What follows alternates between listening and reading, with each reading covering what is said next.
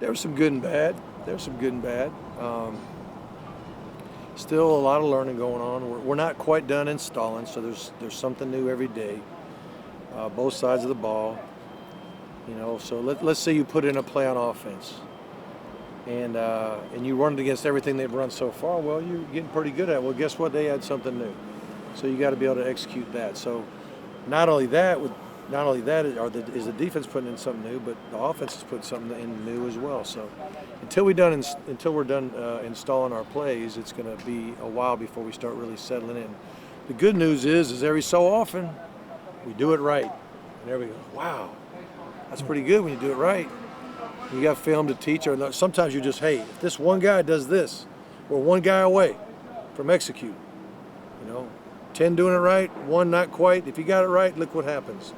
And it also proves to them that everybody's got to get their job right. And that's true on defense as well. R.J. McIntosh was telling us, I guess he's lost about 10 pounds, and more of the emphasis for him and what you guys are telling the defensive line is speed. Yeah. Getting to the quarterback is so much more of an emphasis. Previous coaching staff was kind of get guys big. Is there a big change? Well, I don't know what the previous staff did, but I do know we want our guys to be, at a certain body fat. We want them to be quick. We want them to be strong.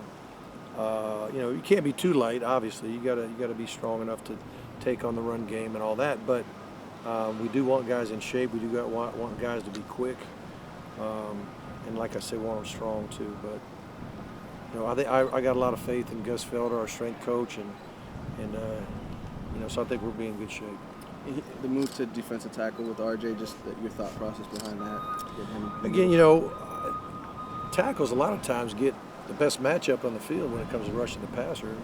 A lot of times it's a 3 technique playing, and the 3 technique is just a guy playing on the outside of a guard.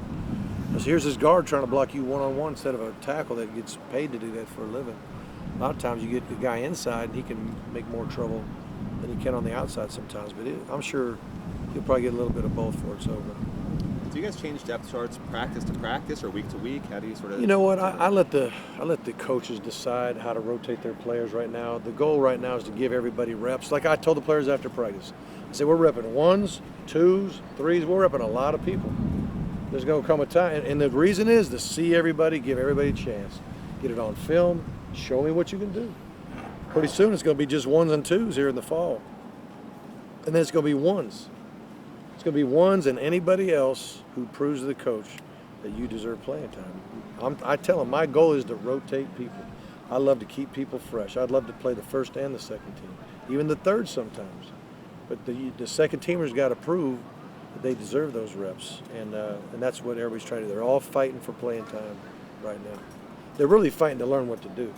Then they're fighting for playing time.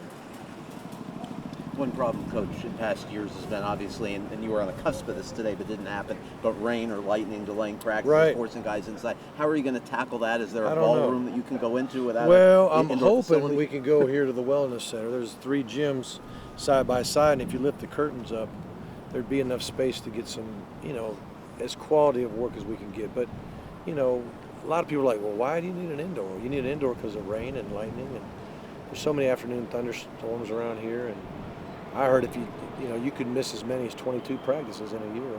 We must have an indoor facility. There's just no question about it. And it's for the lightning, but it's for a lot of other things too. A lot of people will use the indoor maybe every 3rd or 4th day when it's just smoking hot, just so the bodies don't get depleted all the time. And there'll be a lot of other uses for it for other sports and everything else. So that's priority number 1. We must have an indoor. Coach, Thomas Brown, your offensive coordinator, running backs coach, I guess, is he one of the few guys that you literally recruited and have had on your staff? Is he the only guy you've done that with, or you've had? Well, Coach Dugans, I actually was involved in recruiting him. I was recruiting local in Tallahassee, and he was at the lab school there at Florida A&M. Okay. And so I was a part of that recruitment, and then I was not his position coach, just like I wasn't Thomas's position coach, but I was the coordinator. And when Ronnie was. When Coach Dugans was there too. So those guys would be the 2. Your quarterbacks all said you've done a good job of keeping things simple. I mean, how important has that been during this spring? Yeah, I'm trying to give them a certain way of doing things.